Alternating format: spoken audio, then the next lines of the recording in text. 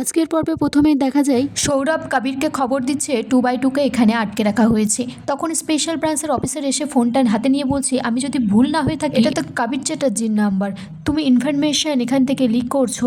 সৌরভ তখন বলছে, না স্যার, কর্ণ চ্যাটার্জির পরিবারের সাথে আমার ভালো সম্পর্ক আছে। তখন অফিসার ফোনটা নিয়ে গিয়ে পরশুরামকে দেয় আর বলে যে কল লিস্টটা চেক করতে। প্রথমেই ওখানে কবির চ্যাটার্জির নাম্বার আছে।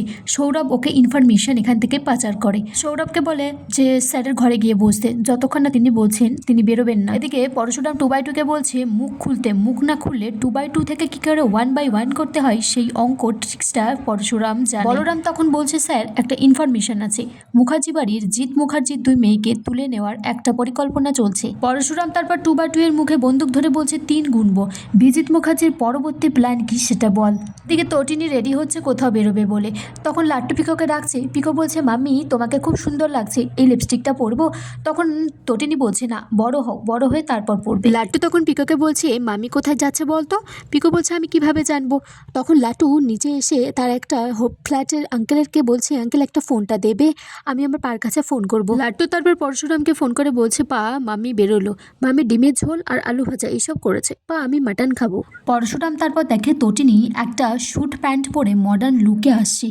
পরশুরাম বলছে, আমি ঠিক দেখছি তো? তখন বলরামকে ফোন করে বলে, তুই তাড়াতাড়ি তটিনীকে ফোন কর, যাই হোক একটা কিছু বল। বলরাম তারপর তটিনীকে ফোন করে বলছে, সামনেই তো কবিরের কোর্টের ডেট, আপনি রেডি আছেন তো?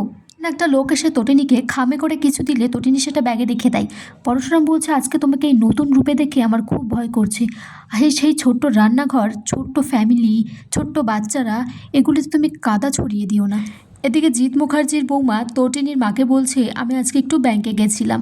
তখন দেখি তটিনী একটা অন্য রূপে, মানে হাতে তার ব্যাগ, একটা হোয়াইট কালারের টি শার্ট, আবার তার সামনে একজন লোক দাঁড়িয়েছিল।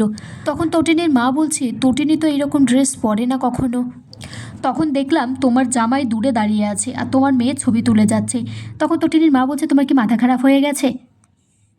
আগামী পর্বে দেখা যায় বিজিৎ মুখার্জি পরশুরামের কাঁধে শক্ত করে ধরে আছে। পরশুরাম বলছে, হাতটা সরাও। তারপর পরশুরাম বিজিৎ মুখার্জির হাতটা শক্ত করে ধরলে বিজিৎ মুখার্জি বলছে, আমার হাতে ব্যথা লাগছে, হাতটা ছাড়ুন। এখানেই আজকের পর্ব শেষ হয়ে যায় বন্ধুরা।